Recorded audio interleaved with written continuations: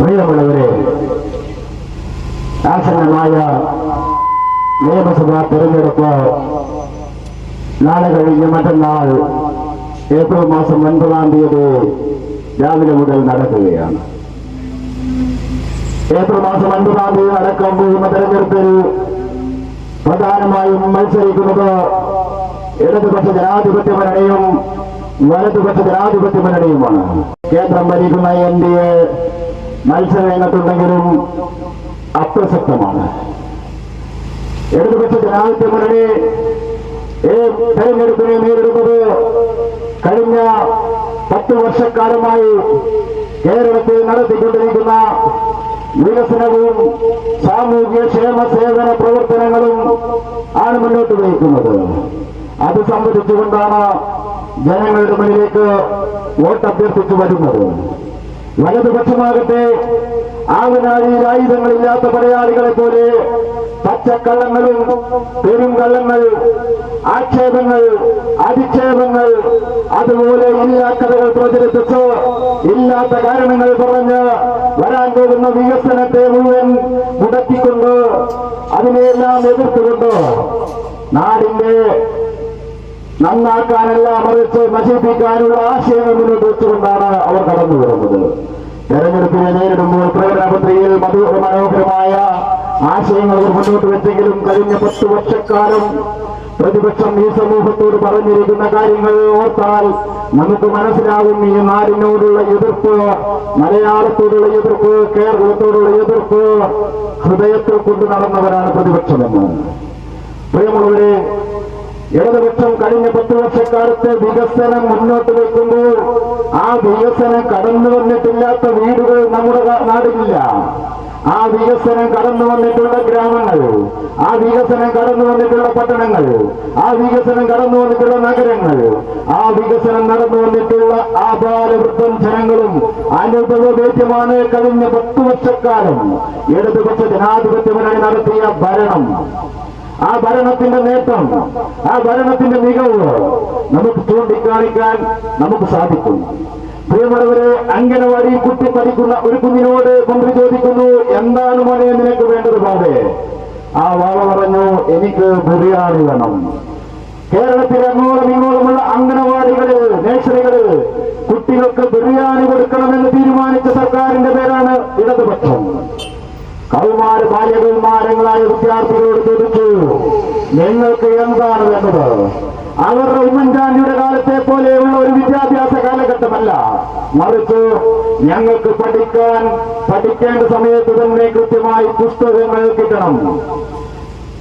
ഓണം നേരത്തെ വന്നത് കൊണ്ടാണ് പുസ്തകങ്ങൾ കിട്ടാൻ വൈകിയത് എന്ന വിരോധാഭാസമായ കാരണം പറഞ്ഞ ഒരു മന്ത്രിയല്ല കേരളത്തിൻ്റെത്. നമ്മുടെ വീട്ടിൽ പഠിക്കുന്ന വിദ്യാർത്ഥികളുണ്ടെങ്കിൽ ആ വിദ്യാർത്ഥികളോട് ചോദിച്ചാൽ മനസ്സിലാവും, ഈ മധ്യവേനലവധിക്ക്, പരീക്ഷ കഴിഞ്ഞ് മധ്യവേനലവധിക്ക് സ്കൂൾ കൂട്ടി വീട്ടിലേക്ക് എത്തിയ കുട്ടികളുടെ കൈകൾ അടുത്ത വർഷം പഠിക്കാനുള്ള പുസ്തകങ്ങൾ കൂടിയുണ്ട്. അങ്ങനെ പുസ്തകം കൊടുത്ത സർക്കാർ കൂടിയാണ് ഇടതുപക്ഷ ജനാധിപത്യ മുന്നണി സർക്കാർ, LDF സർക്കാർ, പിണറായി വിജയൻ സർക്കാർ. പ്രിയമുള്ളവരെ, +2 വരെ നമുക്ക് സൗജന്യ വിദ്യാഭ്യാസമാണ്. +2 കഴിഞ്ഞാൽ ഡിഗ്രിയും സൗജന്യ വിദ്യാഭ്യാസമാക്കണമെന്ന് തീരുമാനിച്ച സർക്കാരാണ് നമ്മുടെ സർക്കാർ, ഇടതുപക്ഷ സർക്കാർ.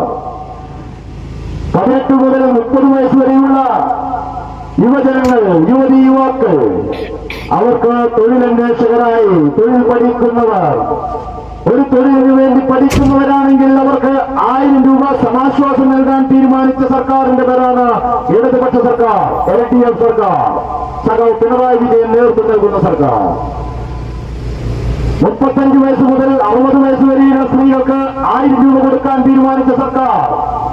നമ്മുടെ വീടുകളിൽ 4 മണിക്കോ 5 മണിക്കോ 6 മണിക്കോ എഴുന്നേറ്റ് രാവിലെ മുതൽ അന്ത്യാവോളം അടുക്കളപ്പണി ചെയ്യുന്നവർ പാചകം, ഭക്ഷണം ഒരുക്കുന്നു, കുട്ടികളെ ഒരുക്കി സ്കൂളിലേക്ക് വിടുന്നു, മുറ്റമടിക്കുന്നു, പാത്രങ്ങൾ കഴുകുന്നു, അലക്കുന്നു, കാണാപ്പണികൾ, കൂലിയില്ലാത്ത കാണാപ്പണികൾ, ഒരിക്കലും തീരാത്ത അധ്വാനം ഇന്നലെ വരെ ചെയ്തത് ഒരു കൂലിയും വാങ്ങാതെ നമ്മുടെ വീടുകളിൽ അവർ അടിമകളെ പോലെ പണിയെടുക്കുകയാണ്. ആ സ്ത്രീകൾ അങ്ങനെ ആ അടുക്കള പുകയിൽ കുടുങ്ങിപ്പോയ സ്ത്രീകൾക്ക്, വീട്ടമ്മമാർക്ക് 35 കഴിഞ്ഞ ആ വീട്ടമ്മമാർക്ക് 1000 രൂപ സുരക്ഷാ പെൻഷൻ, സ്ത്രീ സുരക്ഷാ പെൻഷൻ കൊടുക്കാൻ തീരുമാനിച്ച സർക്കാരിന്റെ പേരാണ് ഇടതുപക്ഷ സർക്കാർ.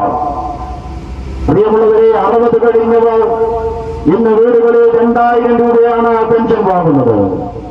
2000 രൂപ പെൻഷൻ വാങ്ങുന്ന ആ അപ്പന്മാർ, അമ്മൂമ്മമാർ, അച്ഛന്മാർ, അമ്മമാർ, മുത്തശ്ശന്മാർ, മുത്തശ്ശിമാർ, അവർ 2000 രൂപയാണ് ഈസ്റ്റർ ആഘോഷിക്കുമ്പോൾ അവരുടെ കൈകളിലുള്ളത്. വിഷു ആഘോഷിക്കുമ്പോൾ 4000 രൂപയാണ് അവരുടെ കൈകളിലേക്ക് എത്തുക. ഈ തെരഞ്ഞെടുപ്പിനെ നേരിടുമ്പോൾ അവർ ഇടതുപക്ഷ ജനാധിപത്യ മുന്നണി സർക്കാർ വരാൻ പോകുന്ന മാസത്തെ പണം കൂടി പെൻഷൻ കൂടി കൊടുത്തിട്ടാണ് ഈ തെരഞ്ഞെടുപ്പിനെ നേരിടുന്നത്. 2016 അധികാരത്തിലേൽക്കുന്നതിന് മുമ്പ് 600 രൂപയായിരുന്നു ഉമ്മൻചാണ്ടി സർക്കാർ കൊടുത്തുകൊണ്ടിരുന്ന പെൻഷൻ. ആ 600 രൂപ പെൻഷനാകട്ടെ 18 മാസം കുടിശ്ശികയായിരുന്നു. എന്നെ ശ്രമിച്ചുകൊണ്ടിരിക്കുന്ന 70 കഴിഞ്ഞ ആരെങ്കിലും ഉണ്ടെങ്കിൽ നിങ്ങൾ ഓർക്കുന്നുണ്ടോ? ആ സുദിനം ബാങ്കിലെ ജീവനക്കാരൻ വന്നത്, ബാങ്ക് ഉദ്യോഗസ്ഥർ പറഞ്ഞതോ 18,000 17,000 രൂപ 2000-ന്റെ 8 9 നോട്ടുകൾ കൈകളിലേക്ക് എടുത്തു വരുമ്പോൾ വിറയാർന്ന കൈകളോടെ അത് ഏറ്റുവാങ്ങിയത് അന്നുണ്ടായിരുന്ന 1000 രൂപ 16 17 1000-ന്റെ നോട്ടുകൾ കൈകളിലേക്ക് എടുത്തു തന്നതോ അന്നുണ്ട് 500 രൂപ 32 34 500 രൂപ നോട്ടുകൾ നിങ്ങളുടെ കൈകളിലേക്ക് എടുത്തു തന്ന് ആ സുദിനം ഓർമ്മിക്കുന്നില്ലേ? വിറയാർന്ന കൈകളോടെ അവിശ്വസനീയയോടെ ശബ്ദമായി നിന്നുകൊണ്ട്, അത്ഭുതപ്പെട്ടുകൊണ്ട്, കണ്ണീരൊഴിപ്പിക്കൊണ്ട്, ഒരിക്കലും ഇന്ന് വരെ 2000 രൂപ ഒന്നിലധികം കണ്ടിട്ടില്ലാത്തവരുടെ കൈകളിലേക്ക് പോലും 8 10 2000 രൂപയുടെ നോട്ടുകൾ എടുത്തു വെച്ച് കൊടുത്തുകൊണ്ട് ആ സുദിനം, 18 മാസത്തെ പെൻഷൻ കുടിശ്ശിക തീർത്ത ആ സുദിനം എന്നും ഓർമ്മിക്കുന്ന 70 കഴിഞ്ഞവർ ഇന്ന് എന്റെ മുമ്പിലുണ്ടാകാം, എന്നെ ശ്രമിക്കുന്നുണ്ടാകാം. പ്രിയമുള്ളവരെ, അങ്ങനെ 600 രൂപയുണ്ടായിരുന്ന ആ കുടിശ്ശിക പെൻഷൻ, ആ പെൻഷൻ കുടിശ്ശിക തീർത്ത് 1000 രൂപയാക്കി, 1600 ആക്കി. ഇപ്പോൾ അത് 2000 രൂപയാണ്. ഇനിയും ഈ സർക്കാർ അധികാരത്തിൽ വന്നാൽ അത് 3000 രൂപയായി നൽകുമെന്നാണ് പ്രകടന പത്രികയിലൂടെ ഞങ്ങൾ പ്രഖ്യാപിച്ചിരിക്കുന്നത്. വെറും വാഗ്ദാനമല്ല, 2016 600 വാഗ്ദാനങ്ങൾ പ്രകടന പത്രികയിലൂടെ നൽകിയിട്ടാണ് ഇടതുപക്ഷ ജനാധിപത്യ മുന്നണി സർക്കാർ അധികാരത്തിലേക്ക് വന്നത്, മത്സര രംഗത്ത് ഇറങ്ങിയത്. അന്ന് നൽകിയ 600 വാഗ്ദാനങ്ങളിൽ 589 എണ്ണവും പൂർത്തീകരിച്ചിട്ടാണ് ഈ സർക്കാർ 2021 തെരഞ്ഞെടുപ്പിനെ നേരിടാനാക്കിയത്. അന്ന് നൽകിയ വാഗ്ദാനങ്ങൾ 900 ആയിരുന്നു. പ്രകടന പത്രികയിലൂടെ നൽകിയ ആ 900 വാഗ്ദാനങ്ങളിൽ 97% നടപ്പിലാക്കിയ പ്രോഗ്രസ് കാർഡ് റിപ്പോർട്ടാണ് ഇന്നലെ പിണറായി വിജയൻ നമ്മുടെ മുന്നിലേക്ക് നൽകിയിരിക്കുന്നത് മാധ്യമങ്ങളിലൂടെ.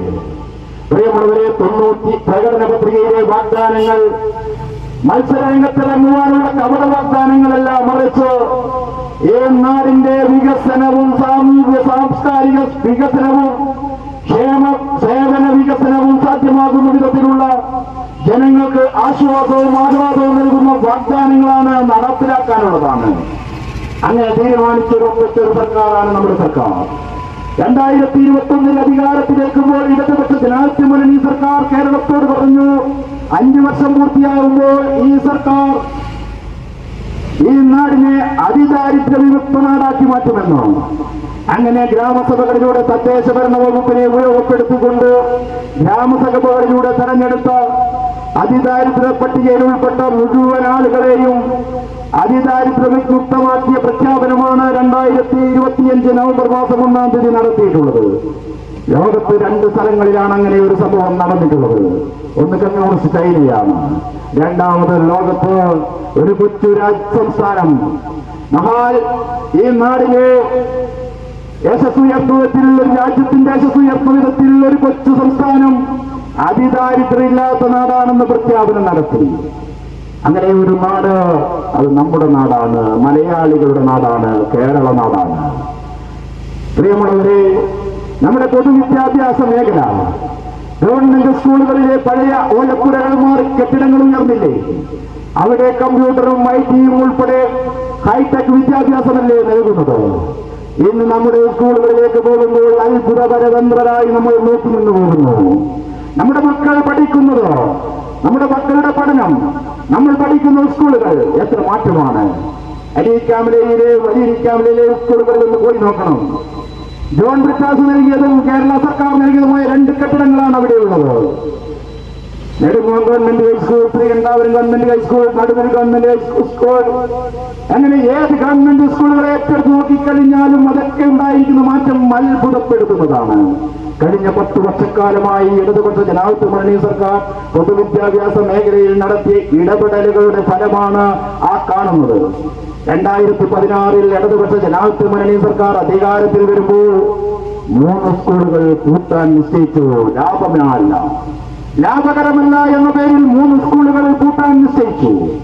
ഇന്ന് ആ സ്കൂളുകൾ ആ പ്രദേശത്തെ ഏറ്റവും മികച്ച സ്കൂളുകളായി മാറിയില്ലേ?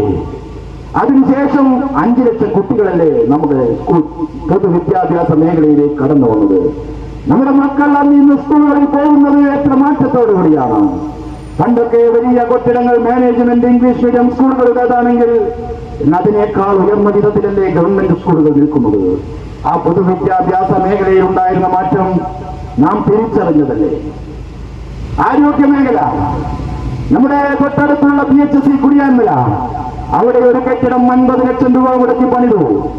ഇപ്പോഴും അത് സജി ജോസഫിന്റെ മണ്ഡലത്തിലായതുകൊണ്ട് പൂർത്തീകരിക്കാൻ പറ്റിയിട്ടില്ല. മറ്റെല്ലാ മണ്ഡലങ്ങളിലും അത്തരം കെട്ടിടങ്ങളൊക്കെ ഉയർന്നു വന്നു കഴിഞ്ഞു.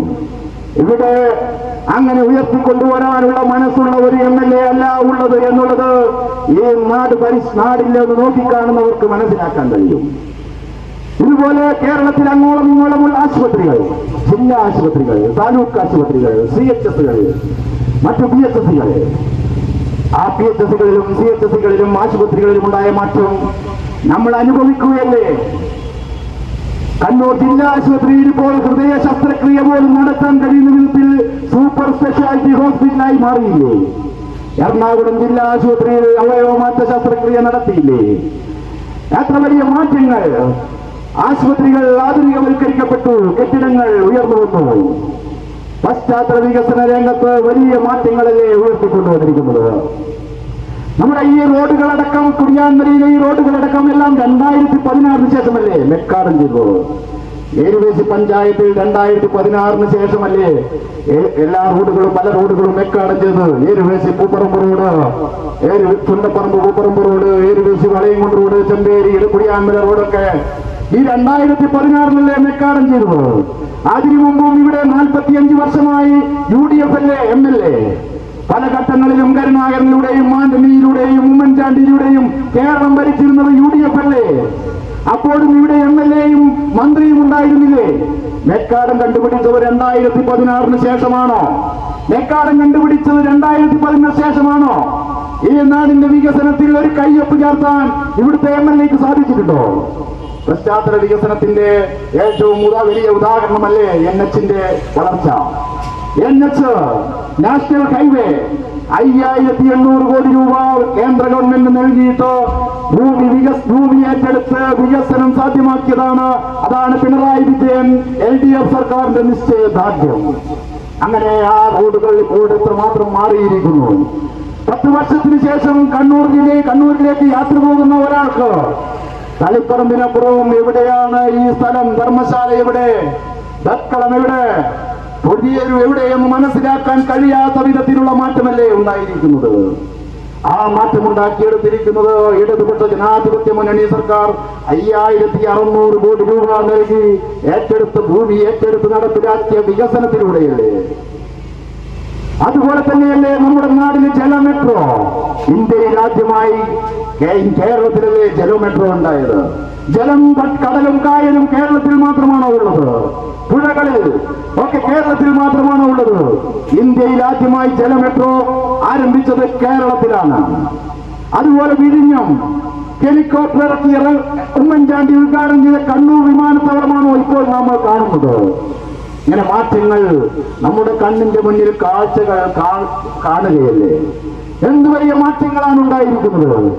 ആ മാറ്റങ്ങൾ ഓരോന്നും എടുത്തു നോക്കിക്കഴിഞ്ഞാൽ അതിന്റെയൊക്കെ ഫലം അനുഭവിക്കുവാൻ നമ്മുടെ വീടുകളിൽ, നമ്മുടെ നാടുകളിൽ, നമ്മുടെ കുടുംബങ്ങളിൽ, നമ്മുടെ സമൂഹത്തിൽ പ്രായഭേദമന്യേ ആബാലവൃത്തം ജനതയ്ക്കും ഇടതുപക്ഷ ജനാധിപത്യ മുന്നണിയുടെ സർക്കാർ അനുഭവവേദ്യമാകുന്ന വികസന സാമൂഹ്യ ക്ഷേമ സേവന പ്രവർത്തനങ്ങളിലെ നടത്തിക്കൊണ്ടിരിക്കുന്നത്. എന്നാൽ യു ഡി എഫ് എങ്ങനെയാണ്? യു ഡി എഫിന്റെ യൂത്ത് കോൺഗ്രസിനെ കുറിച്ച് നമുക്ക് പറയാൻ കഴിയുമോ?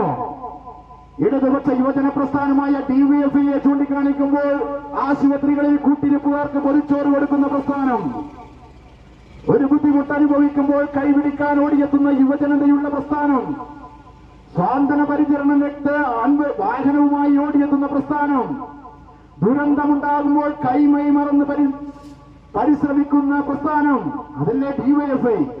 എന്നാൽ യൂത്ത് കോൺഗ്രസിനെ കുറിച്ച് ഇവിടെ പറയാൻ കഴിയുമോ? യൂത്ത് കോൺഗ്രസിന്റെ പ്രസിഡന്റിനെ കുറിച്ച് സംസാരിക്കാൻ കഴിയുമോ?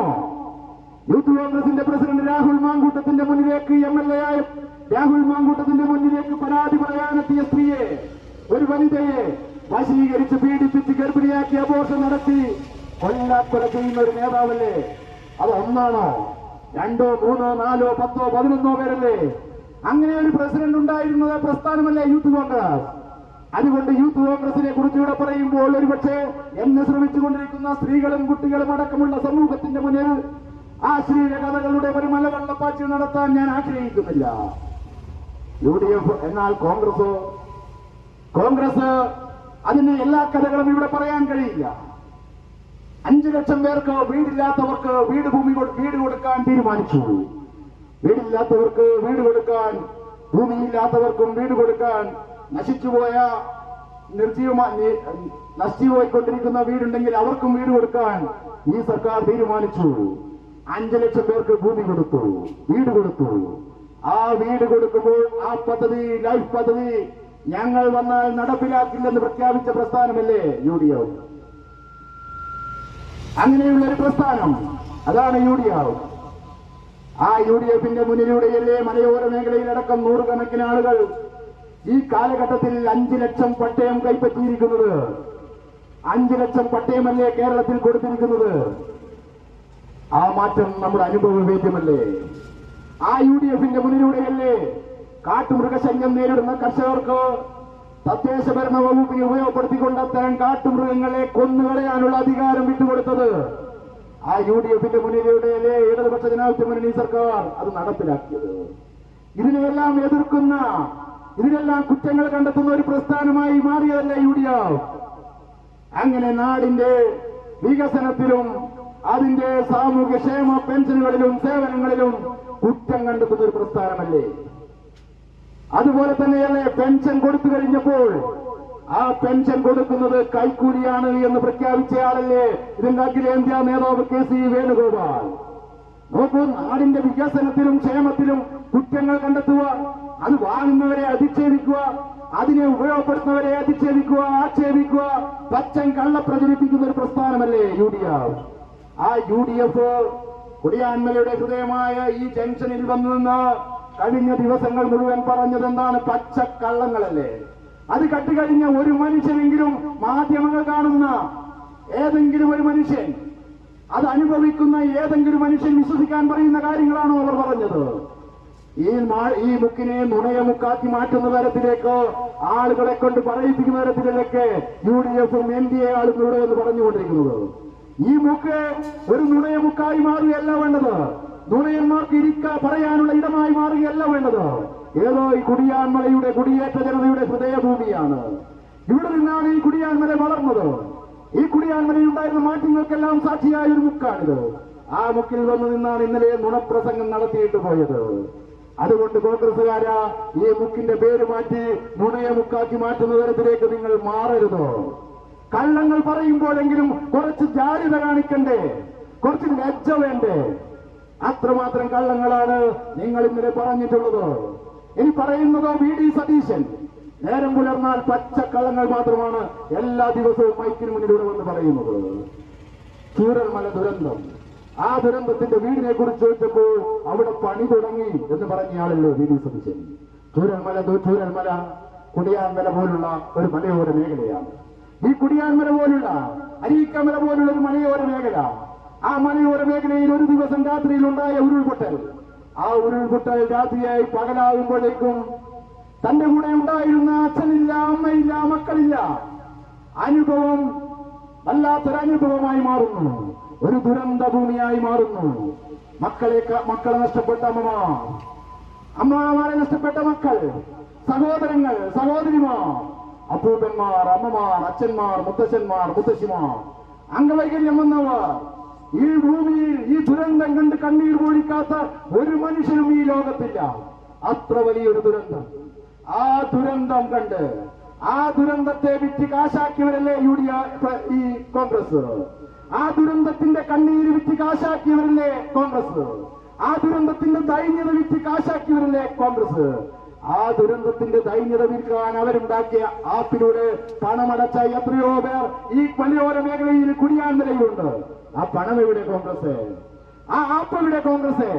ഇപ്പോൾ പണവുമില്ല, ആപ്പുമില്ല, ഒരു കോട്ടുമില്ലാത്ത അവസ്ഥയിലേക്കാണ് ആ കോൺഗ്രസിന്റെ ആ പ്രവർത്തനം പോയിട്ടുള്ളത്. ഒടുവിൽ കോൺഗ്രസുകാരന്റെ നേതാവ് KPCC പ്രസിഡന്റ് സണ്ണി ഒരു പേപ്പറും എടുത്തു വന്നിട്ട് ഒരു നോട്ടീസിന്റെ പുറകിൽ എഴുതിയ കണക്ക് വായിച്ചു. 5,43,00,000 രൂപയാണ് ഞങ്ങൾക്കാകെ പിരിഞ്ഞു കിട്ടിയത്. എന്റെ കോൺഗ്രസുകാരാ, ഇവിടെ ഏതെങ്കിലും കോൺഗ്രസുകാരനുണ്ടെങ്കിൽ ചോദിക്കുകയാണ്, അത് നിങ്ങൾ വിശ്വസിക്കുന്നുണ്ടോ? അങ്ങനെ വിശ്വസിക്കാൻ പറ്റുന്ന ഒരു കണക്കാണോ അത്? അന്നം കഴിക്കുന്ന ഏതെങ്കിലും മനുഷ്യന് അത് വിശ്വസിക്കാൻ പറ്റുമോ? കേരളത്തിൽ മാത്രമുള്ള ഒരു ചെറിയ പ്രസ്ഥാനമാണോ കോൺഗ്രസ്?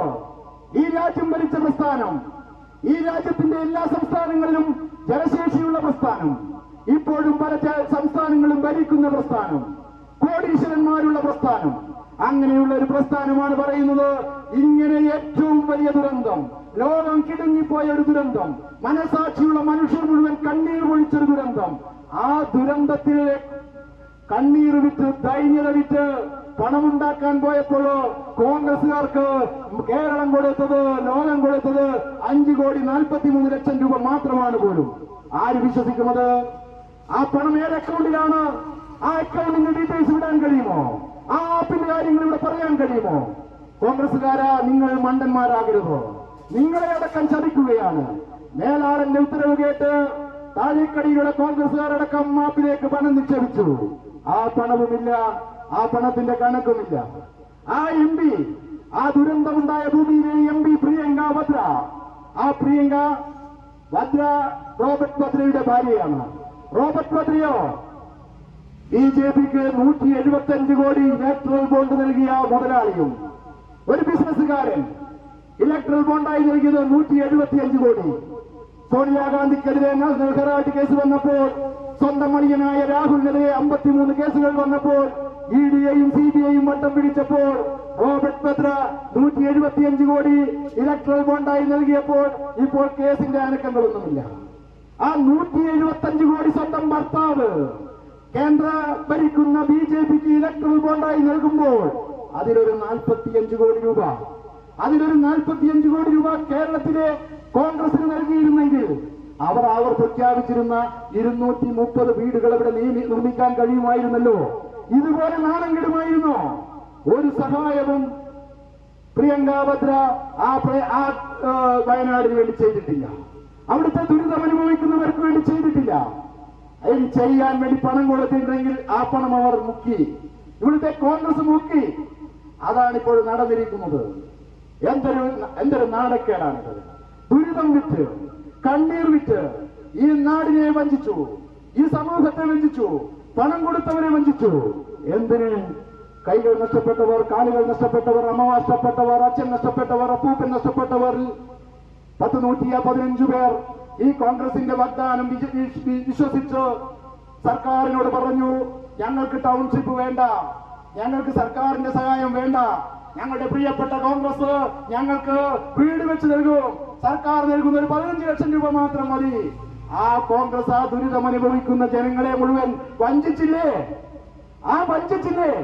ഇവിടെ ഇരിക്കുന്ന മുഴുവൻ ആളുകളും കണ്ണീർ പൊഴിച്ചിട്ടില്ലേ? ആ ദുരന്തം കണ്ടിട്ട്, ആ ദുരിതം കണ്ടിട്ട്, അവരെ ഓർത്തിട്ട്.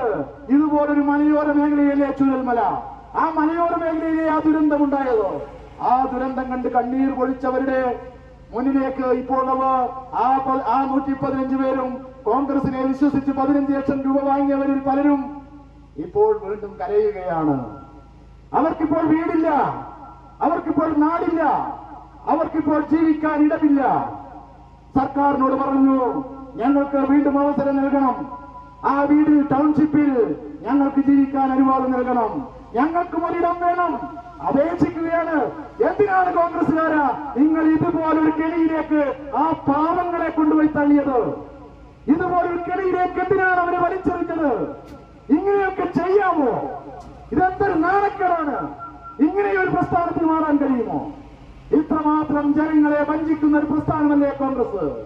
ആ കോൺഗ്രസ് ആണ് പ്രിയപ്പെട്ടവരെ നിങ്ങളുടെ മുന്നിലേക്ക് സജി ജോസഫിന്റെ പേരിൽ ഇവിടെ വോട്ട് അഭ്യർത്ഥിച്ചു വരുന്നത്.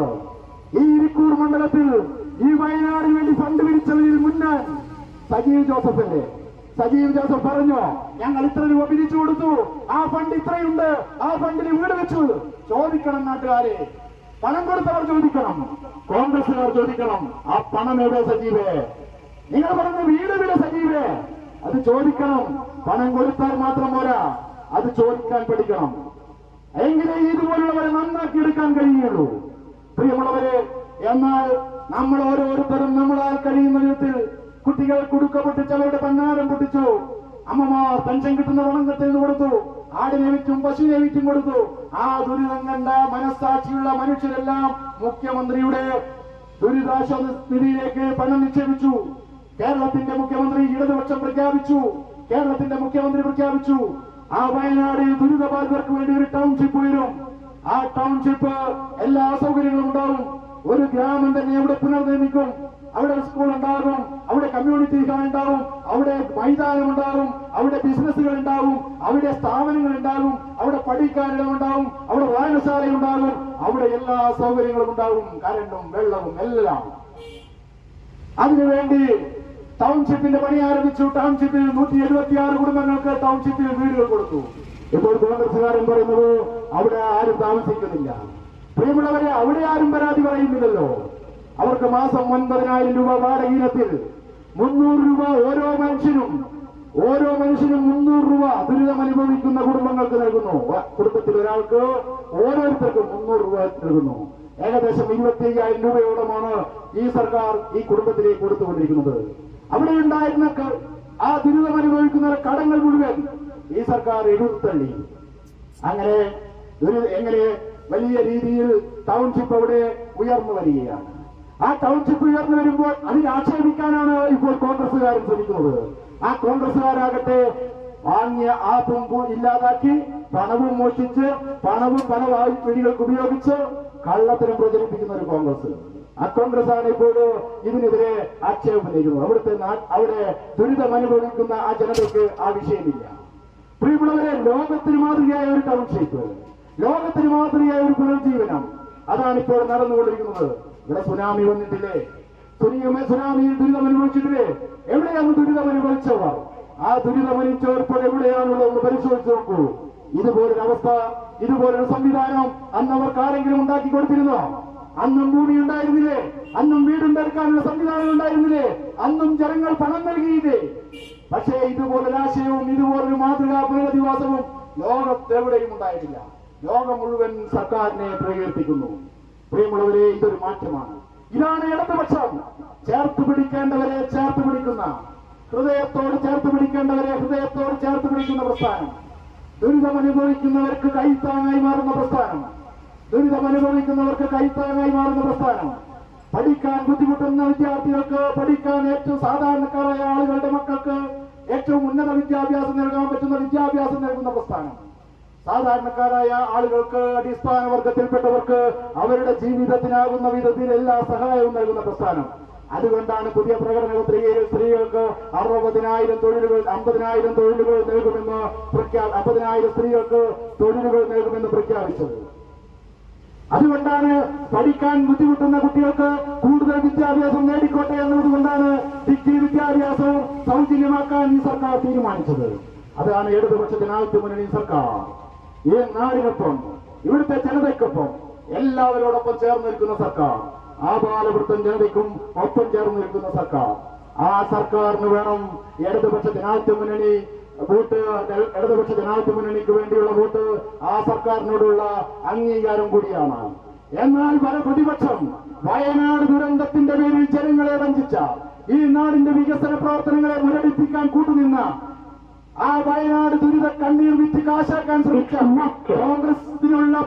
കോൺഗ്രസിനോടുള്ള പ്രതിഷേധം, കോൺഗ്രസിനുള്ള ശിക്ഷയാകണം. ഈ 2026 ഏപ്രിൽ മാസം 9 തെരഞ്ഞെടുപ്പ് നടക്കുമ്പോൾ നിങ്ങളുടെ വിരലടയാളമായി പതിയേണ്ടതോ